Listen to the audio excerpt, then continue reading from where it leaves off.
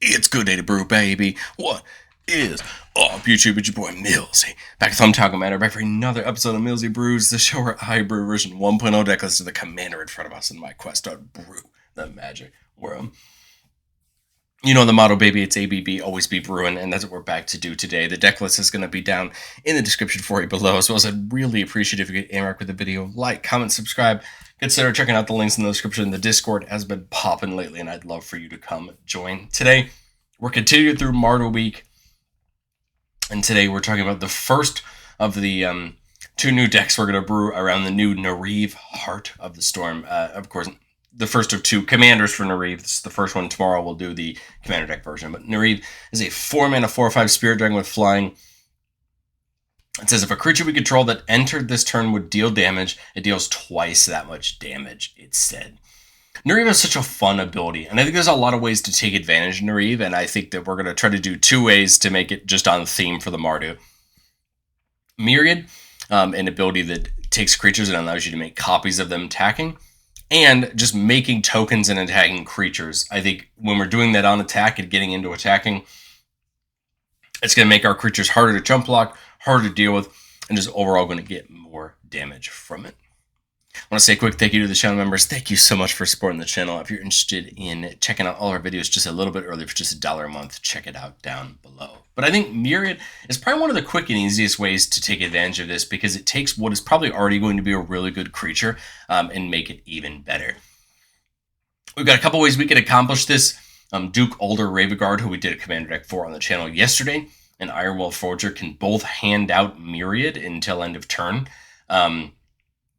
Duke's going to give that creature haste as well, whereas Ironwell Forger does require your commander to be on the battlefield, and it is a non-legendary creature.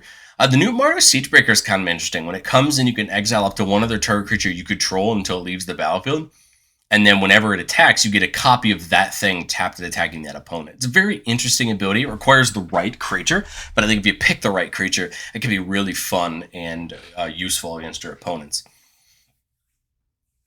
The Master Multiplied is probably one of the best ways we're going to take advantage of both Myriad and pretty much everything else our deck wants to do.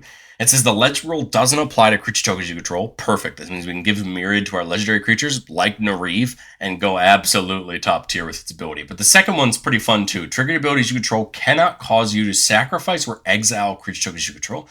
What this basically means is that Myriad, which would normally exile the copies you make at the end of combat, doesn't exile them. So if you could keep the Master Multiplied around, you're going to get huge value.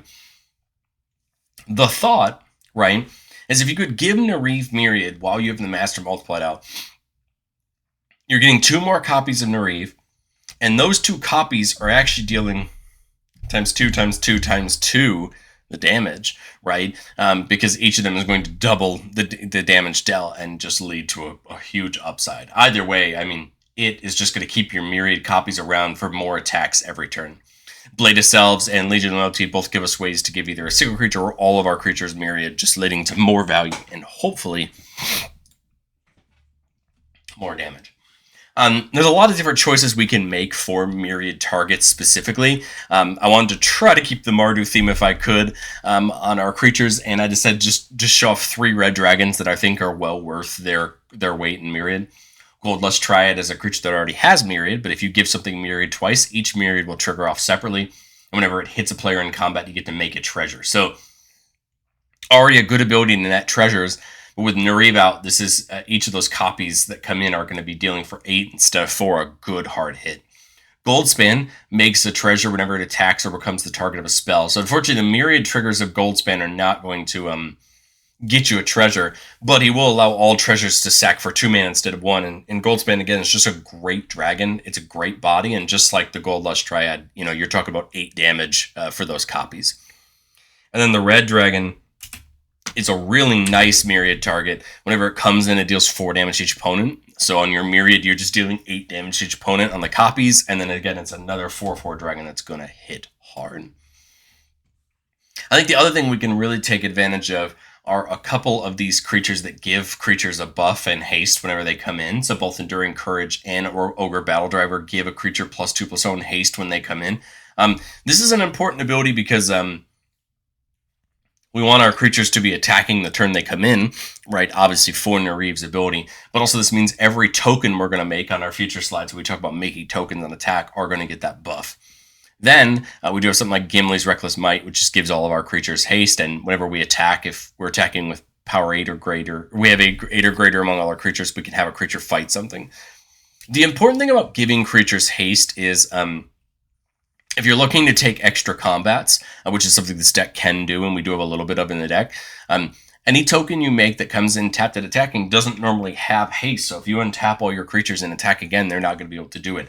These guys are going to help with that, allowing them to attack on those multiple combats. But just like a lot of the other Mardu decks we're going to talk about this week, we can make tokens on attack, and when we make those tokens, they're going to deal double the damage. Really effectively, for these 1/1s that we make, are going to really make them effectively be 2/1s, right? Which is helpful, but of course if we buff them up any further, they become even better. Adeline makes a 1/1 human attacking each opponent whenever you attack. Adeline doesn't have to attack to make it, which is nice.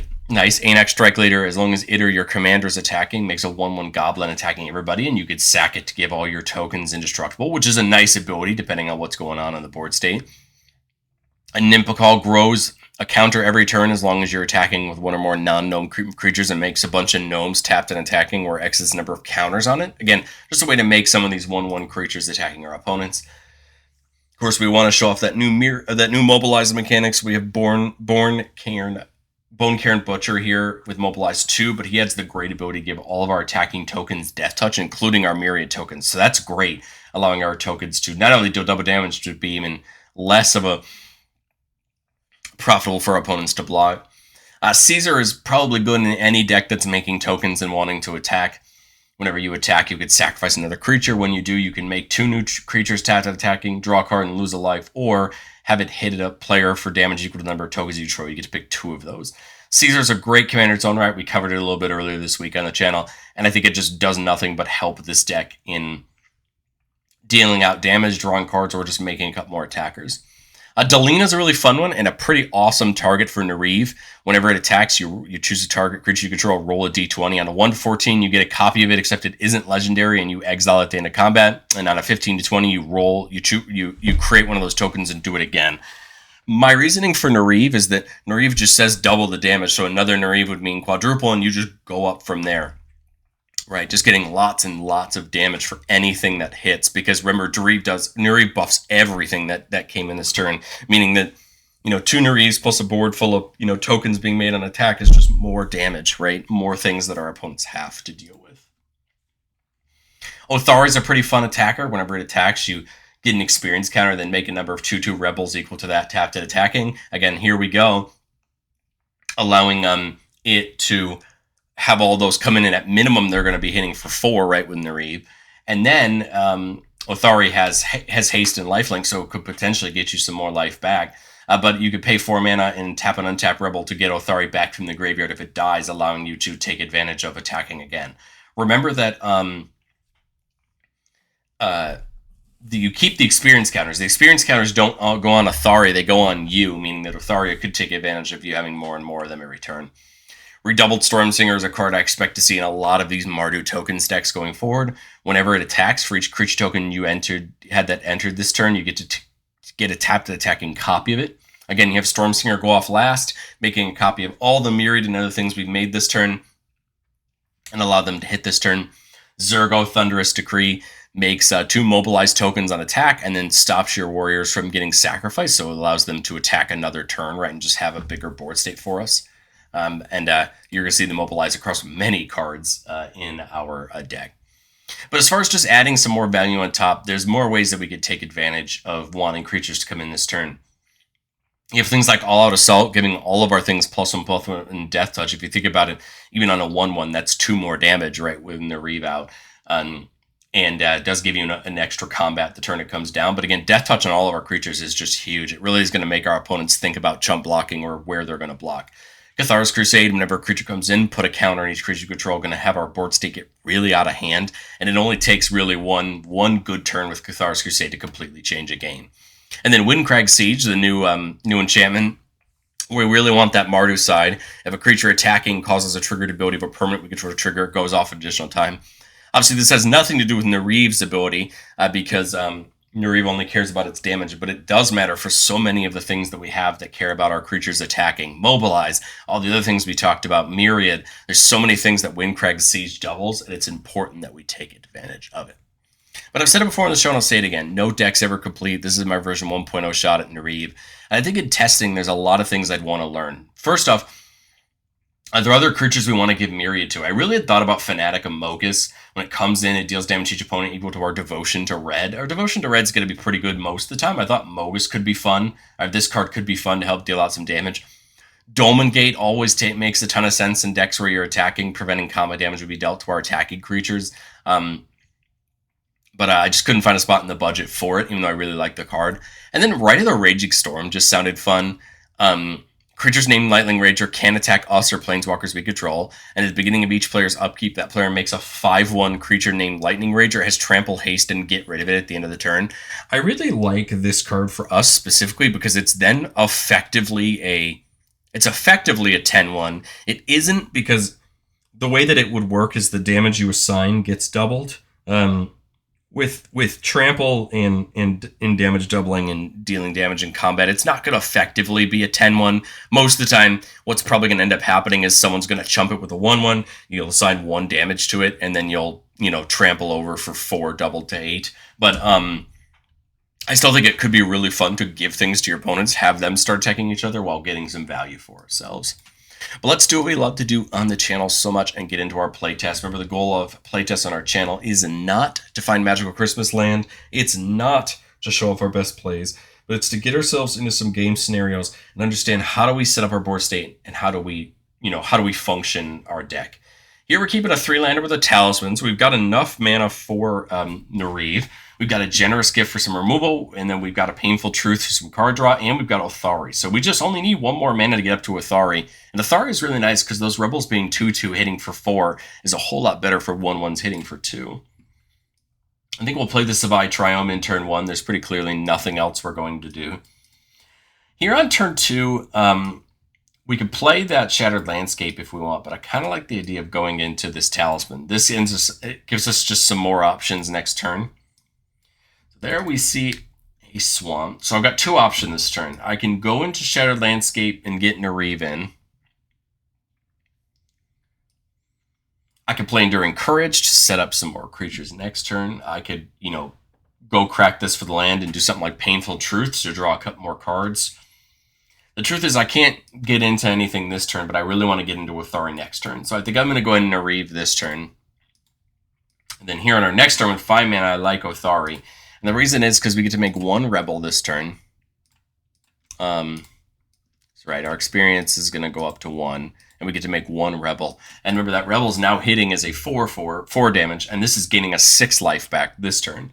And now, I think what's really good about this is that now every turn Othari is attacking, right? Not only are Rebels getting doubled, but, it's also just gaining us more experience counters. And remember, if somebody removes it, we could tap them to get it back.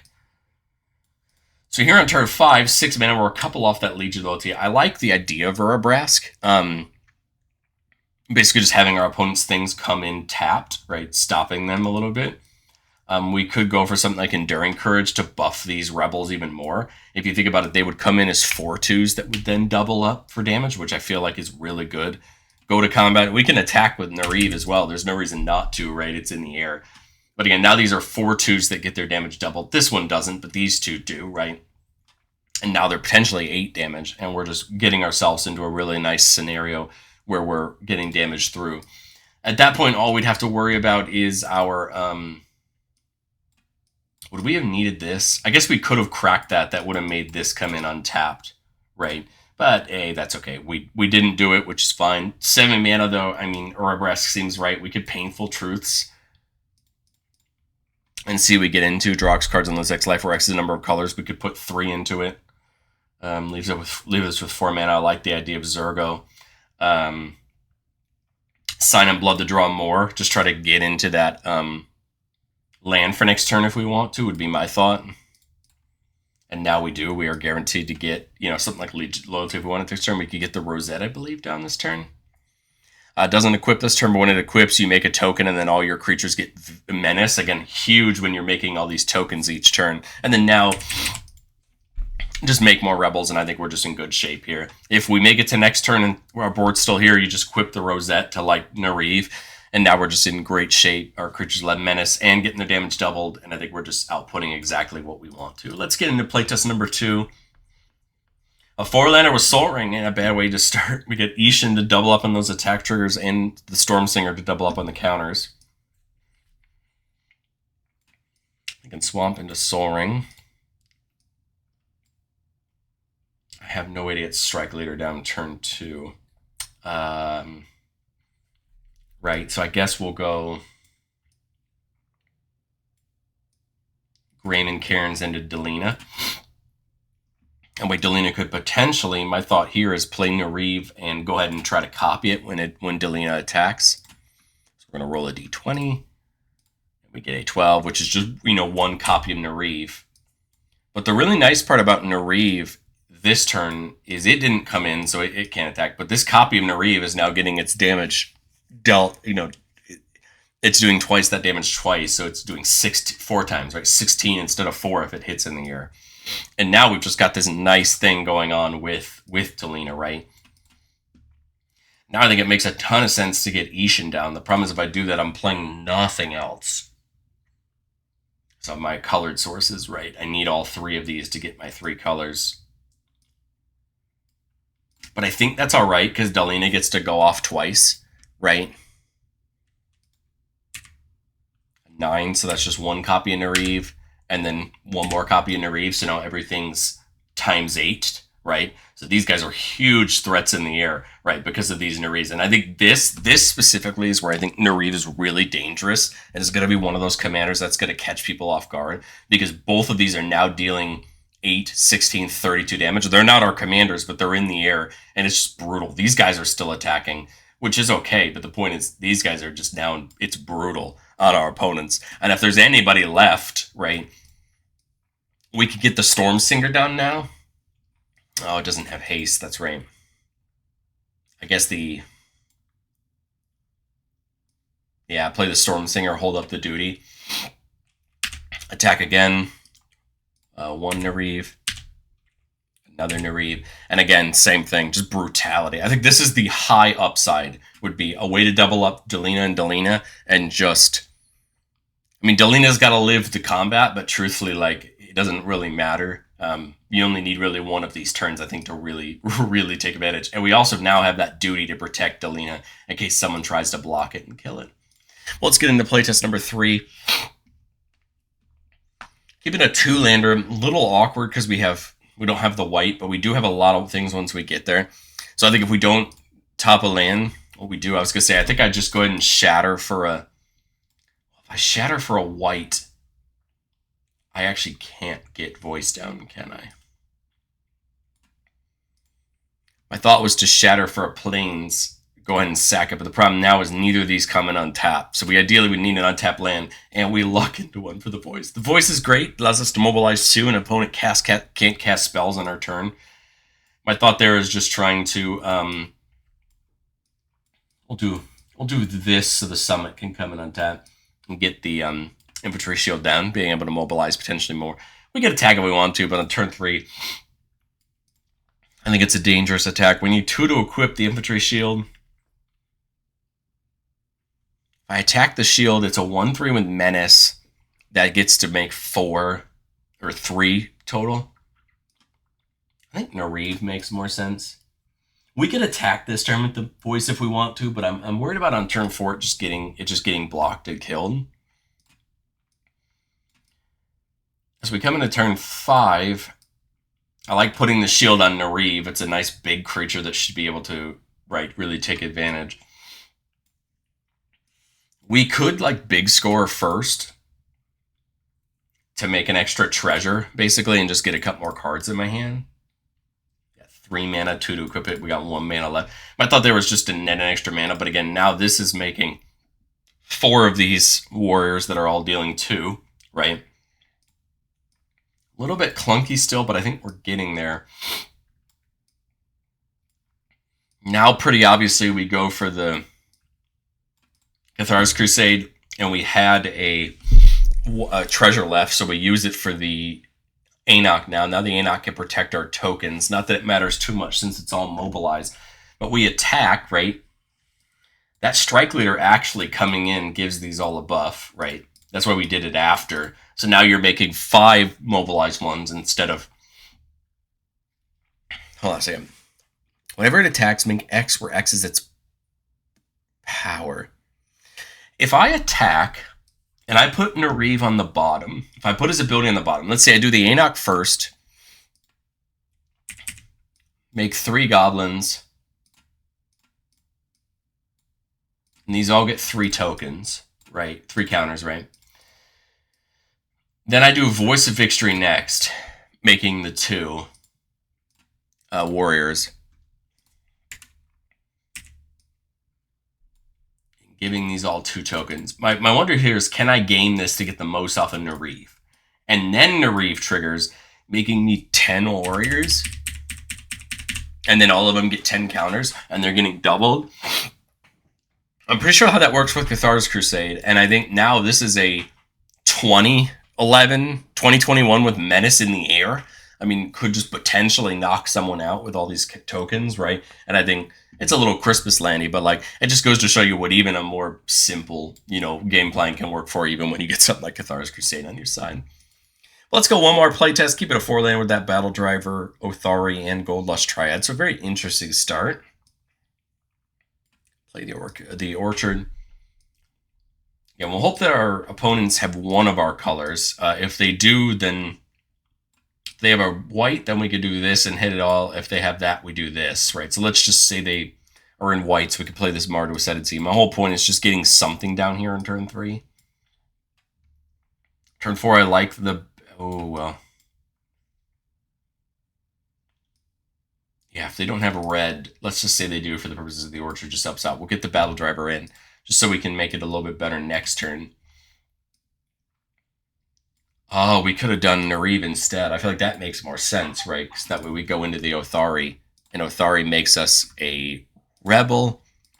We also get a Goblin from the Ascendancy. That makes more sense, I think, in my head. That line, I think, just it looks better. You get the double this turn for the Rebel and the Goblin, and then Othari, right? And then we come into our next turn. 6 mana, we should have, again, somebody has the red, we have Full Throttle. The interesting thing about Full Throttle here is it doesn't give all of our creatures haste, though. So the Goblins and the Rebels that come in off of Othari and Mardu Ascendancy aren't going to be able to attack on those 2 additional combats, but we will just be getting more Rebels. We'll get 2 the first one, 3 the second time, 4 the third one. So it's going to potentially create a lot of damage. Or we put down something like the Battle Driver, buffing all the tokens we cave in and kind of hold up this Duty Beyond Death to protect the board, which I think is kind of what I like a little bit more.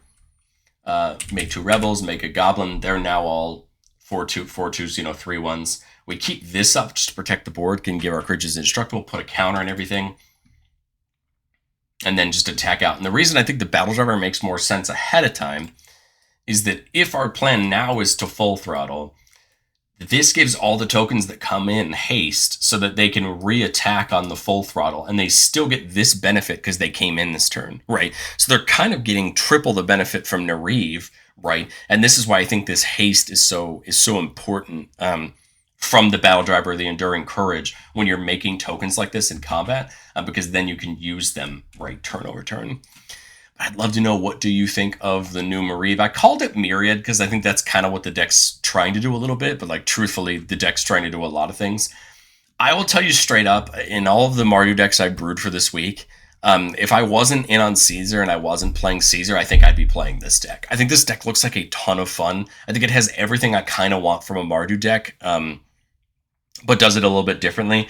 I know Zergo Stormrender is going to be really popular. We're going to recover it again later this week, an updated version of it with a little bit more of a budget. But like, this deck just seems like a ton of fun. You get to play with some really fun things, and I think it leads to some fun games. But let me know what you think in the comments, and if not, tomorrow will be the Commander version of Neriv, and we'll keep going from there. Thank you so much for watching.